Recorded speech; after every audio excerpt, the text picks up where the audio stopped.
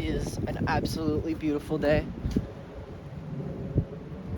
As you can see, I'm gonna try and get to that slanted tree and chill there, but the path to get there is terrifying and gnarly. So let's do it.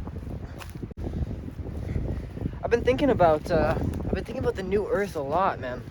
A lot. And you know, I've had some conversations recently, mostly with myself. Sort of thinking like, oh my god, sorry. Look how beautiful that is, yo. Yeah, there's the tree. This tree is much bigger than it looks, I will say. I believe it's a Douglas fir. Massive, it's crazy. So I've been thinking about the new Earth a lot, and I've been thinking about like this thing, right? Where it's like, okay, if we're truly moving into an age of abundance and prosperity and life and love and all of this, why is there so much suffering in the world right now? Why does it seem like the world is getting worse? The world isn't getting worse. It's been very bad for a long time. What we're seeing now are the symptoms of a much deeper and older sickness coming to light. And this is an opportunity. All of this terrible things we're seeing in the world, genocide, ecological devastation, political, economic degradation, collapse, these are the symptoms of a sickness that has plagued our kind for so long. And it is a sickness of unconsciousness. It is a sickness of a delusion that we are separate, that we need to hustle and grind and screw each other over and be greedy and exploit each other for our own gain, without realizing that the path to that abundance that we seek is actually in mutual aid and not in exploitation and crime. All of these horrifying things that are happening in the world are opportunities for this consciousness, this paradigm of compassion to emerge to the forefront. And that is precisely what's happening. People are standing up against injustices that have been existing for a long time in greater numbers because it's being seen. It's on our doorstep. It's unavoidable now. And it must be seen. It must be it must be healed. And that's what the symptom reveals, is that the medicine and the cure is within us. And it is our love, it is our hearts, it is our ability to choose the good, to choose what is right. So that's a little ramble out of the way. But, oh man, this is so beautiful. Ramble is over, the rant is over. What I really wanted to do is just read this, because I picked up this book yesterday or like 2 days ago. It's called Art Psalms by Alex Gray, and it's literally the most insane thing I've ever read. I'm not even kidding. It's so powerful. I can't even really describe what this is, but I will attempt to. To me, this book is like a profound reflection on what it means to be an artist and what art is, period. And the thesis of it being that art is the channeled cosmic force that is enacted and brought into the world through humanity. And it is something that can uplift the world by holding a mirror to it and allowing... You know what? I'll just stop talking. I'll let it speak for itself. Let's read some of the stuff here. This one. I love this one. This one is really beautiful. Wait, let me make sure I don't do this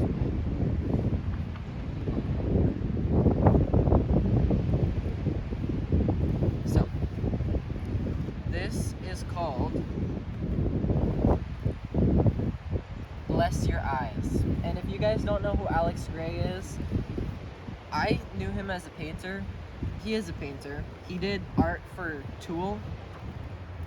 That's, I think, what he's most famous for. But he's also a poet, which I didn't even know. So, bless your eyes. Here we go. Your eyes are blessed openings, taking in whatever light brings. Treat eyes kindly, feed them well. They excitedly glisten and lovingly swell. Show them the worst all over again. They shrink into hollows of mortal skin. Bathe your eyes in images divine. All heaven unfolds, the opposites combine. Your eyes become temple domes for the Pleiades, crystalline mandalas inhabited by deities, blessing every moment you see as glimpses of eternity.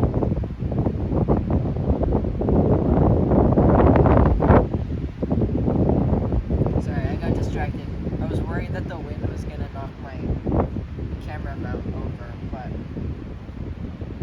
that probably won't happen. Okay, yeah, so that's beautiful, right? What? That's insane. Okay, let's keep going. Let me see. There's some really good ones in here. Ooh, this one is really long, but maybe I should read it.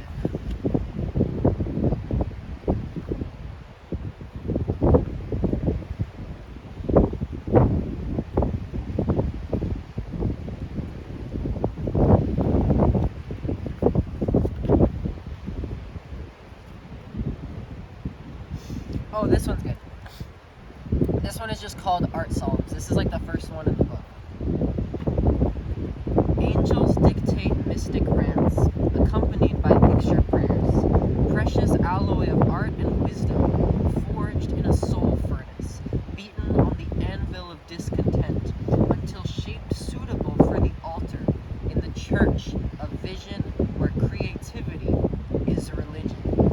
We seek through art to uncover our center, to remember our soul's task, to stop sleepwalking in confusion, to stop managing our depression, to harness the passion of inextinguishable love, to find the one God self, hidden throughout all creation.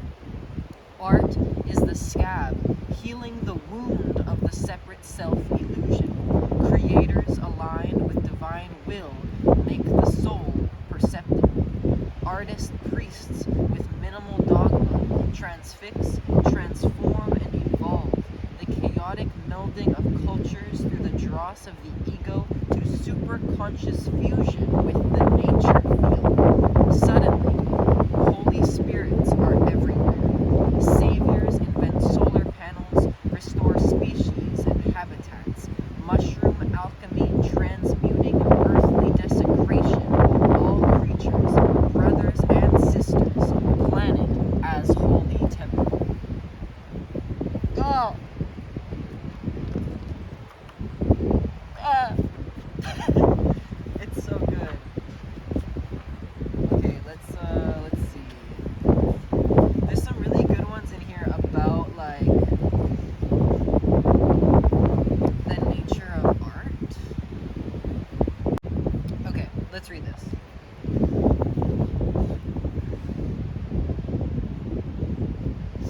Okay, I haven't even read this, but I already know this is gonna be like the best read of this video, and this will be like the main takeaway from this video, I'm sure. This already looks so powerful. Okay, World Spirit Invocation. Let's begin. The World Spirit Invocation is a visualization practice we do together. Hold your hands slightly apart, palms facing each other. Begin to visualize a mass of light between your hands. Just breathe deeply and relax. You can close your eyes and start to imagine rolling a ball of light between your palms. You're working with a luminous psychoplasma. It can take any form that you can imagine. So using your imagination, just sculpt a small planet Earth. This complex complex, beautiful blue sphere, covered with clouds, water, and land masses, all of plant life growing, all of the creatures swimming, walking, and flying. Skimming too, I guess. The jungles, the deserts, the cities. Focus your most powerful healing energy on this small planet, creating a brighter, a better, more beautiful world. And now, insert that planet into your heart. Now, using your imagination, project infinite beams of spiritual light from your own heart center out to every being in every dimension of Earth, creating a luminous web that links all beings. We are all the humanity. We are the animal spirits. We are the plant spirits. We are the essence of the elements: earth, water, fire, air. We are the vast web of interconnected energies and beings, the spirit of the entire living planet.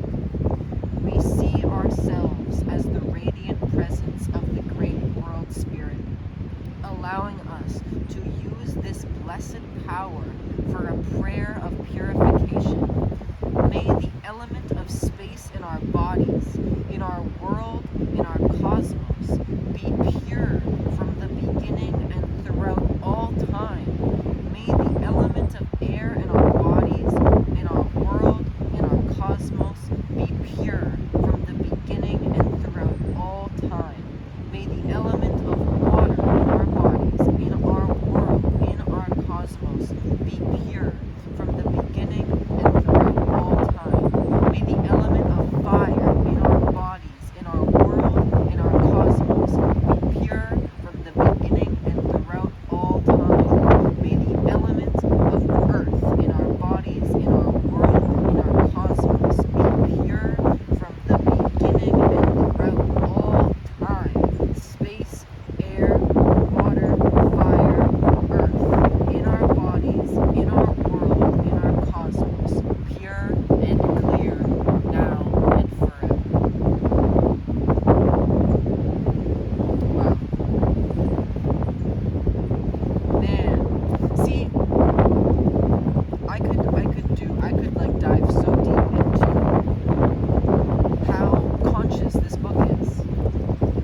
Like, this is the first page, right?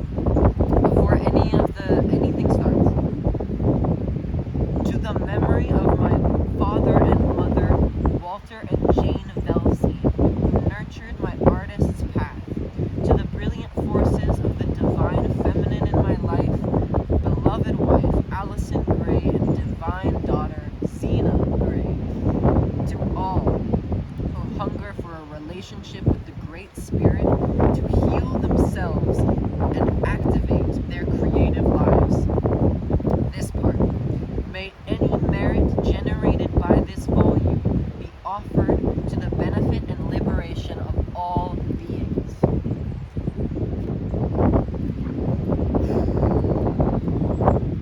Oh yeah. Okay, I'll read one more. This, I actually used a passage from this in my recent Prism upload that happened yesterday. It's entitled, the video is called Portrait of the Mighty Cherub. And yeah, it's sort of, it's a little beginning into the journey of Prism and all that it signifies and all that it stands to realize. And I just found that this passage was so immensely resonant with everything that I believe in and everything that I believe Prism stands for and will grow into. But I also want to read that here as well. So let's begin. This actually, I believe, is kind of the precursor to the one that we just read, the World Spirit Invocation. This one is simply called World Spirit. Alright. Oh, here's some interesting stuff.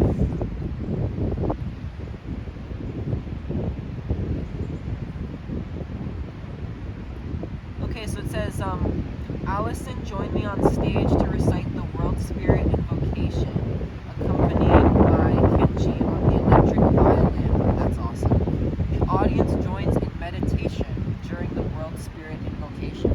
So how about we do that, you know? Okay, so let's meditate.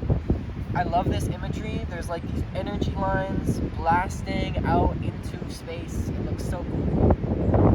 What he said in the last one about like forming a grid, a psychic grid around the earth of consciousness, that is so real. So let's do it. Let's do it right now.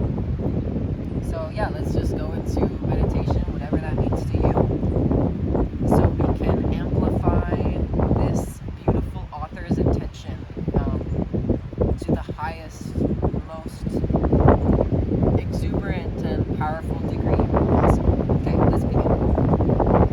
World Spirit is a prayer for the realization of our integration with the web of creation, and for the transformation of our species from one gripped in fear and self-annihilation to a species that stands for love, wildly creative peace and liberation.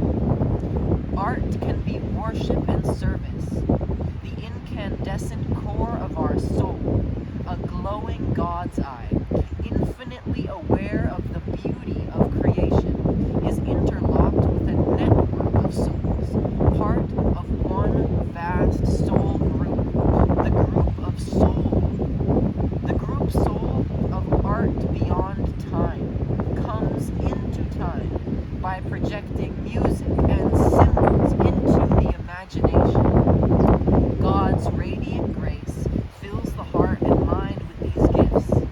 The artist honors these gifts of sound and vision by weaving them into works of art and sharing them with the community. The community uses them as wings to soar to the same shining vistas and beyond. Translucent wings teem with eyes of flame on the mighty cherub of art. Arabesques of fractal cherub wings enfold and uplift the world. The loom of creation is anointed with fresh spirit and blood. Phoenix-like, the soul of art resurrects from the ashes of isms, transfigurations from living primordial traditions. Empower the artist. Take them to the heights and depths necessary to find the medicine of the moment.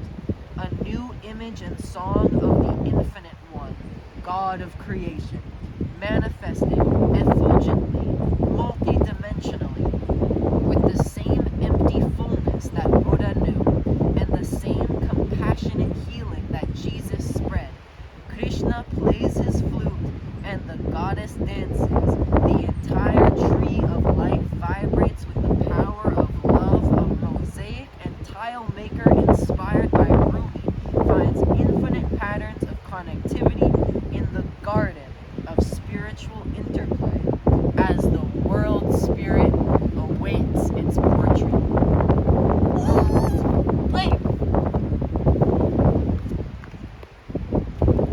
World spirit. That's it, y'all.